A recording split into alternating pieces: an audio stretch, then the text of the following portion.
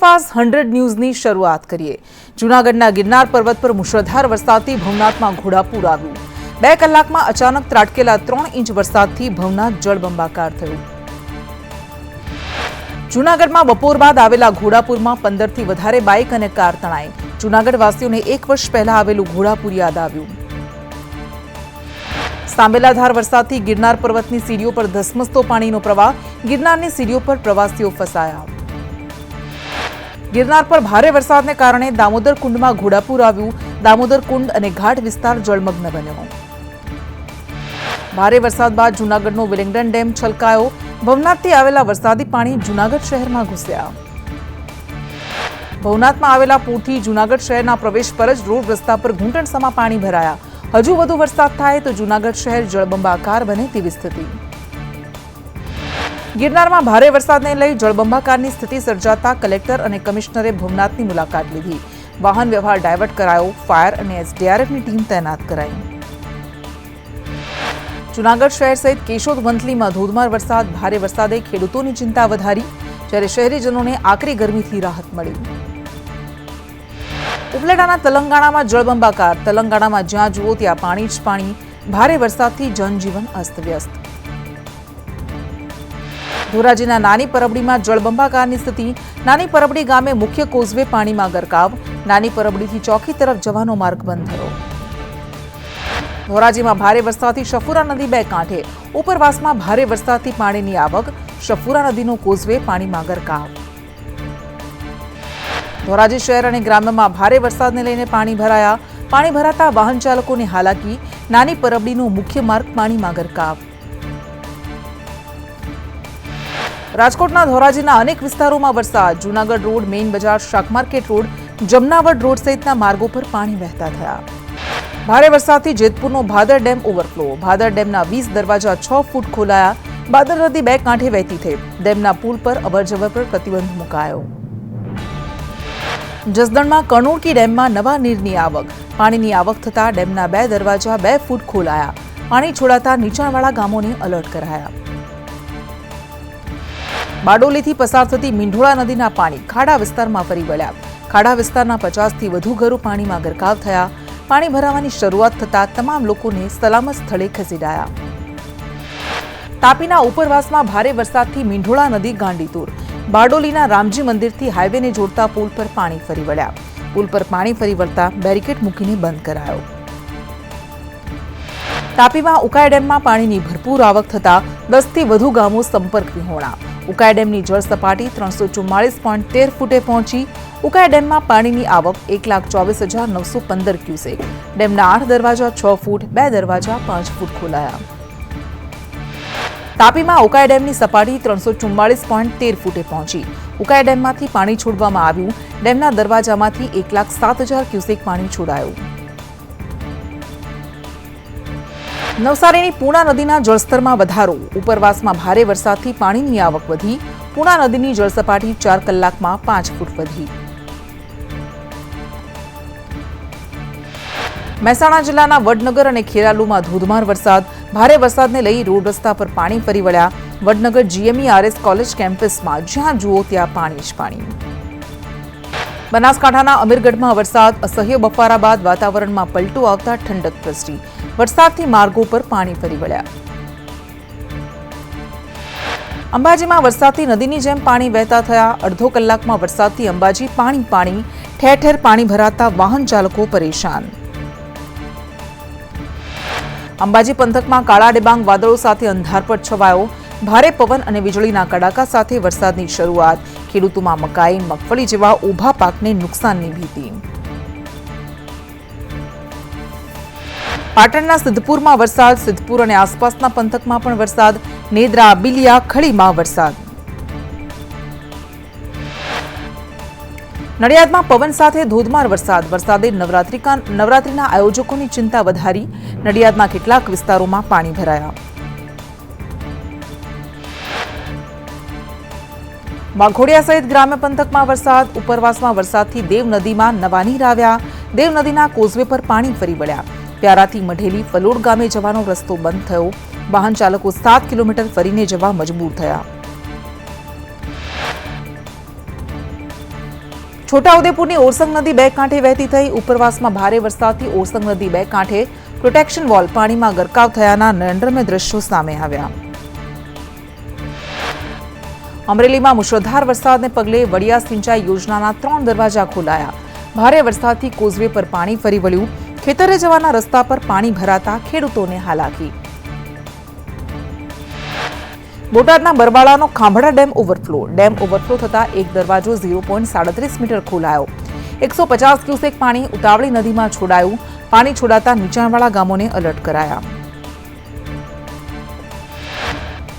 ભાવનગરનો Shetrunji dam 80% ભરાયો. Dam ભરાતા પાલીતાણા અને તળાજાના ગામોને એલર્ટ કરાયા. શેત્રુંજી ડેમની જળ સપાટી 30.7 ફૂટે પહોંચી.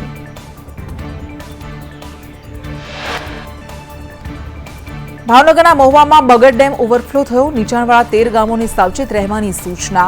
નદીના પટમાં અવરજવર નહીં કરવાની અપાઈ સૂચના. વરસાદમાં પ્રથમ વખત ડેમ ઓવરફ્લો થયો. ભાવનગરમાં શેત્રુંજી ડેમની સપાટીમાં વધારો. ભારે વરસાદને લઈ ડેમમાં 16,232 ક્યુસેક પાણીની આવક. ડેમની જળ સપાટી 29 ફૂટ 8 ઇંચ પર પહોંચી. વેરાવળ નજીક હિરણ 2 ડેમમાં પાણીની આવક. પાણીની આવક થતાં ડેમના 2 દરવાજા અડધો ફૂટ ખોલાયા. ડેમમાં પાણી છોડાતા હેઠવાસના ગામોને એલર્ટ કરાયા. અમદાવાદમાં સાબરમતી નદીમાં 4,743 ક્યુસેક પાણીની આવક. પાણીની આવક થતાં ખારી નદીમાં 12,042 ક્યુસેક પાણી છોડાયું. જ્યારે કેનાલમાં 200 ક્યુસેક પાણી છોડાયું. ભારે વરસાદને પગલે વાસણા બેરેજના 5 દરવાજા 3 ફૂટ ખોલાયા.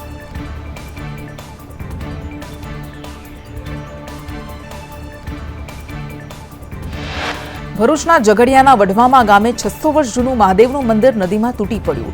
છેલ્લા કેટલાય વર્ષોથી દિવાલોનું થયું હતું ધોવાણ.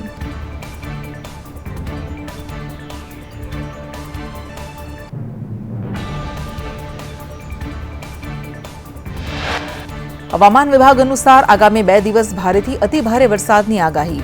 નર્મદા, સુરત, તાપી, ડાંગ, નવસારી, વલસાડ, દમણમાં વરસાદનું રેડ એલર્ટ. દાદરાનગર હવેલીમાં અતિભારે વરસાદનું રેડ એલર્ટ. છોટાઉદેપુર, ભરૂચ, વડોદરા, ભાવનગર, અમરેલી, ગીર સોમનાથમાં ઓરેન્જ એલર્ટ અપાયું. તો અમદાવાદ, ગાંધીનગરમાં ભારે વરસાદનું યલો એલર્ટ. સાથે જ રાજ્યના અન્ય જિલ્લાઓમાં ભારે વરસાદનું યલો એલર્ટ. હવામાન વિભાગે નવરાત્રી સમયે પણ છૂટાછવાયા વરસાદની આગાહી કરી. સાયક્લોનિક સર્ક્યુલેશન અને ટ્રોફ લાઇન સક્રિય.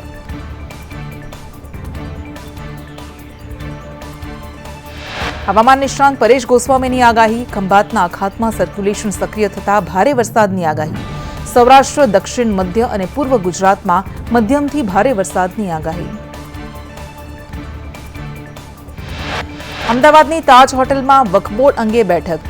જેપીસી અને સરકાર વચ્ચેની બેઠકમાં ગૃહ રાજ્યમંત્રી હર્ષ સંઘવી અને ઓવૈસી વચ્ચે શાબ્દિક તડાફડી. સુરત મનપાની જમીન મુદ્દે બંને વચ્ચે શાબ્દિક યુદ્ધ. અમદાવાદમાં વક્ફ બિલની જોઈન્ટ પાર્લામેન્ટરી કમિટી અને રાજ્ય સરકાર વચ્ચે બેઠક.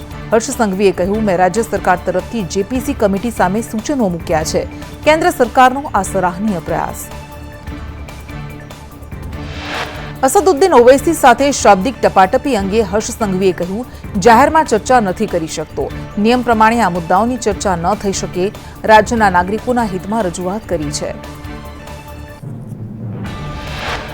વક્ફ બોર્ડને લઈને ઇમરાન ખેડાવાલાએ કહ્યું કે ચંદ્રબાબુ નાયડુ 20% મુસ્લિમ મત લઈને જીત્યા છે. સાંસદમાં બિલ પ્રસ્તાવ આવશે તો તેઓ પણ વિરોધ કરશે.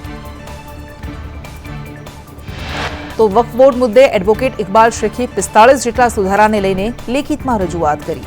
મુસ્લિમોના હોદ્દાને વક્ફ બોર્ડમાંથી બદલાવના કેટલાક મુદ્દા છે. વક્ફ બોર્ડ મુદ્દે એડવોકેટ રાહિલ જૈનનું નિવેદન. કાયદામાં સુધારા કર્યા તેના સમર્થનમાં છીએ. બિલમાં સુધારા કર્યા તે યોગ્ય છે.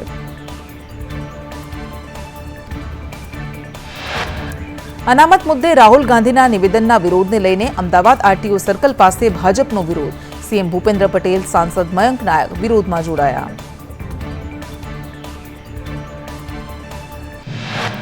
અનામત મુદ્દે રાહુલ ગાંધીના નિવેદનથી સુરત શહેર ભાજપ દ્વારા વિરોધ કરાયો.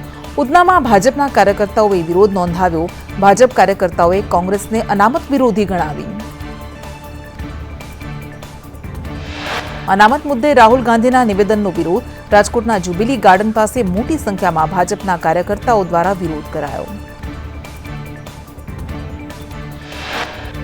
અનામત મુદ્દે રાહુલ ગાંધીના નિવેદનનો વિરોધ. પાટણમાં ભાજપે ધરણા કાર્યક્રમ યોજ્યો. પાટણ જિલ્લા ભાજપે બગવાડા દરવાજા ખાતે ધરણા કરી વિરોધ નોંધાવ્યો.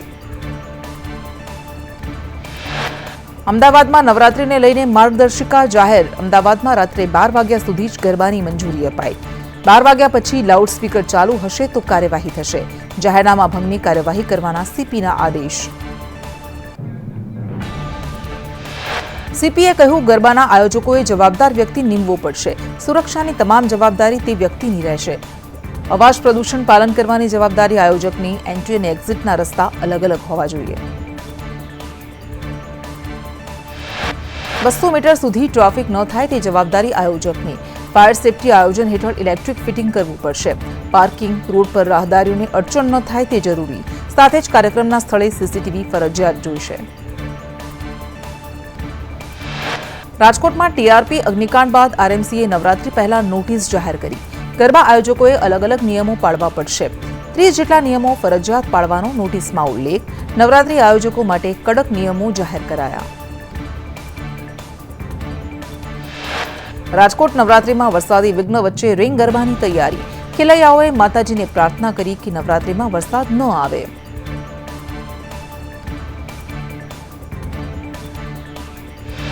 ગાંધીનગરમાં કૈલાશ પર્વતની થીમ સાથે ગરબાનું આયોજન. સહાય ફાઉન્ડેશન દ્વારા કેસરિયા ગરબા 2024નું આયોજન કરાયું. 15,000 ખેલૈયાઓ ગરબી રમી શકે તેવું ડસ્ટ ફ્રી મેદાન. સાથે જ 10 દિવસ બ્લડ ડોનેશન કેમ્પનું આયોજન કરાશે. રાજકોટના હીરાસર એરપોર્ટનું નામ બદલવાની માંગ. હીરાસર એરપોર્ટનું નામ કેશુભાઈ પટેલ રાખવાની માંગ. સાંસદ પરિમલ નથવાણીએ સોશિયલ મીડિયા પર કરી પોસ્ટ.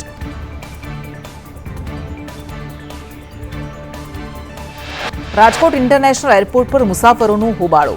ફ્લાઇટ ડિલે થતા મુસાફરો પરેશાન. હેરાન થતા મુસાફરોનો વિડીયો વાયરલ થયો. આણંદમાં અમૂલની સામાન્ય સભા બની તોફાની. સત્તાધીશોએ પ્રતિનિધિઓની રજૂઆત ન સાંભળતા હોબાળો મચ્યો. હોદ્દેદારો અને મંડળીઓના પ્રતિનિધિઓ હાજર રહ્યા.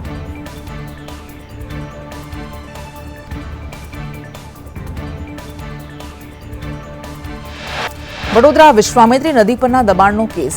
પાલિકાએ દબાણકર્તાઓને અલ્ટિમેટમ આપ્યાનો સમય પૂર્ણ થયો. અગોરા મોલના ક્લબ હાઉસ પર દાદાનું બુલડોઝર ફર્યું.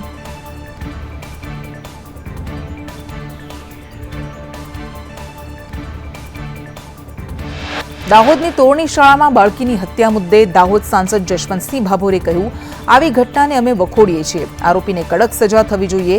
કેસ ફાસ્ટ ટ્રેક કોર્ટમાં ચલાવવામાં આવશે. દાહોદમાં બાળકીની હત્યાને લઈને અમદાવાદમાં રોષ. ગુજરાત યુનિવર્સિટી ખાતે એનએસયુઆઈનો વિરોધ. આરોપીઓને ફાંસીની સજાની માંગ સાથે વિરોધ. પાટણ સાંસદે પરા વિસ્તારને કાયદેસર કરવા માંગ કરી. રેવન્યુ વિભાગે કહ્યું, આ તો દબાણ છે. પરસની ડાભીએ ડભોડાના 4 પેટા પરા અંગે રેવન્યુ વિભાગ પાસે વિગત માંગી હતી. વડનગર સિવિલ હોસ્પિટલમાં ભરતી કૌભાંડ. જાહેરાત આપ્યા વિના જ 12 પોસ્ટ ભરાઈ ગઈ. એજન્સી પર દબાણ કરીને પોસ્ટ ભરી દીધી. સરકાર દ્વારા 34 જગ્યાની મંજૂરી અપાઈ હતી. 20 જગ્યા ક્લાસ 1 માટે અપાઈ હતી. 7 જગ્યા લેબ અટેન્ડન્ટ માટે અપાઈ હતી મંજૂરી. ઇન્ટરવ્યુ કે જાહેરાત વિના જ ભરતી કરી દેવાઈ.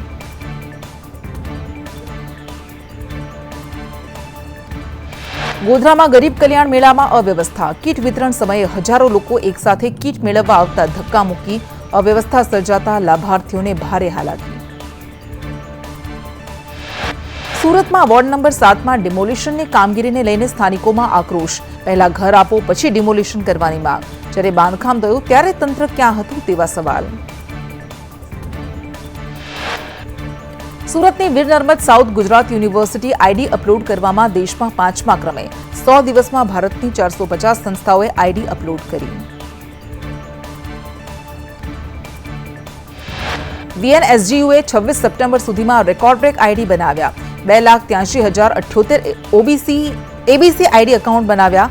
એકાઉન્ટમાં 8,79,327 ક્રેડિટ ડેટા અપલોડ કર્યા. જામજોધપુરમાં કપાસનું ડુપ્લિકેટ બિયારણ હોવાનો આક્ષેપ. ખેડૂતોના આક્ષેપ બાદ ડોક્ટર સીડ્સના માલિકનો દાવો. અમુક એગ્રોવાળા અમારું નામ ખોટી રીતે વટાવે છે. તેજા સુપર બ્રાન્ડ અમારી કોઈ બ્રાન્ડ છે જ નહીં. કચ્છના કંડલા પોર્ટની આસપાસના દબાણો દૂર કરાયા. 100 જેટલા દબાણો દૂર કરવામાં આવ્યા. પોલીસ બંદોબસ્ત સાથે ડિમોલિશનની કાર્યવાહી.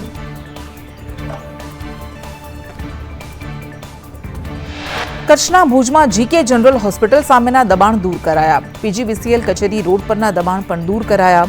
પોલીસ બંદોબસ્ત સાથે ડિમોલિશનની કામગીરી.